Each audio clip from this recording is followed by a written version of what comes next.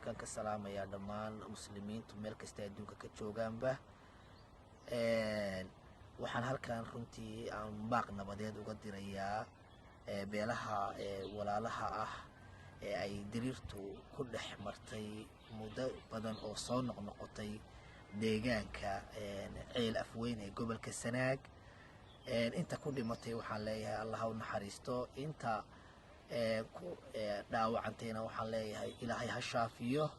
waxaan leeyahay reeraha walaalaha ah waar inta uu gacantu idin shaqaynayso caqligu ha idin shaqeeyaan, gacantu idin shaqaynin.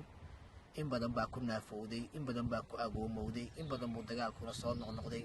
idinka uunba xal ka gaari kara sidii beelihii idinka horreeyey ee walaalaha ay u shireen ee ay go'aan uga gaadheen ee maanta nabad iyo barwaaqo ay ku naaloonayaan sidii oo kale maaragtay Ilaahay idinka baryayaa inaad samaysaan. waxaan u sheegayaa wasiirada ama xukuumadda ku sugan gobolka Sanaag khaasatan ceel afweyn hawsha wadada Ilaahay ha idin fududeeyo.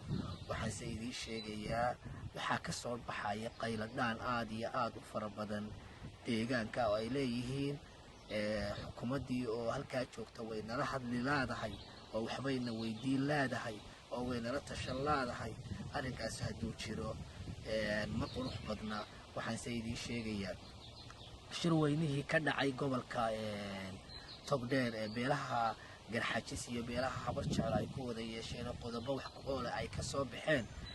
waxaa iyagana garab socday gudiyo, labadaas oo gudiyo mid horumarka gobolada bari oo 25 xubnood ah iyo 21 xubnood oo nabadda ceel afweyn ama Sanaag oo dhan Ilaahay baa nabadda gacantiisa ay ku jirtay.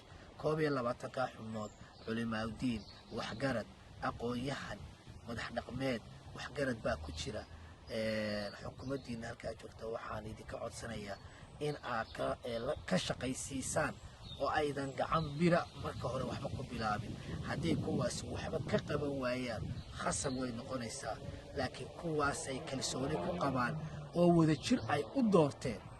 wafdidiina halkaa joogta madaxweynahana waxaan leeyahay madaxweyne labadaa guddi ee kaa horumarka gobolada bari iyo kaas ah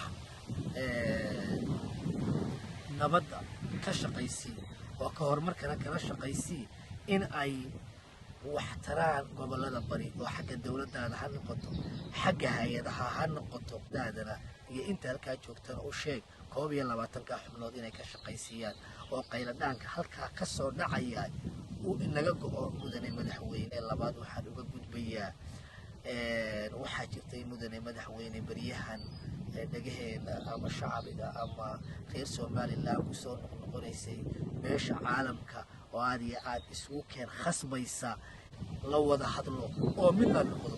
tusaale idinka dhigay Yurubiyan markii ay tafaraaruqu ka dhex dhacay markay isu yimaadeen ay mid noqdeen quwad iyo xoog bay yeesheen oo uu leeyahay halkaas oo kale hadda isu timaadaan mid baa noqonaysa.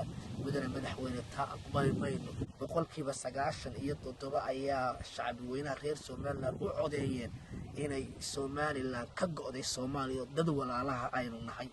waxay Soomaaliya inoo haysaan meesha mucaawimooyinkeenii oo laynagu khasbaya xamar in laynoo soo mariyo. kuwa yaacayana waxaan leeyahay ama riyoonaya ama kuwa midnimo raadinaya ama kuwa madaxweynenimo u raadsanaya ama kuwa xilal u raadsanaya war kuwiidii ka horreeyay waxba ku hayayba joogayba waxba kuma hayaan. intoo waxay taagay waxba kuma hayno, halkaa waxba idiima yaalaan. marka xukuumadda waxaanu leenahay intii wasiir soo noqday ee xil soo haysay baa yaacay oo xukuumadday wax ku tuhmeen. mudane madaxweyne adaa dalkan lagu doortay, adaa Ilaahay kaala xisaabtamaya, adiga shacbi weynuhu kaala xisaabtamaya. u caddee midnimada Soomaaliland inay muqaddis tahay oo aanay gorgortan aanay ku jirin. u caddee caalamka gaal iyo islaamba u caddee adaa lagu doortay. mudane madaxweyne intii madaxweyne farmaajo uu kugula kulmay Itoobiya ee aad keligaa qolmadow kula kulantay waxaa dhacday in mudane madaxweyne dadkii soo dhiiradaan. markay maqleen Hargeysa imanayaana dadkii way soo dhiiradeen.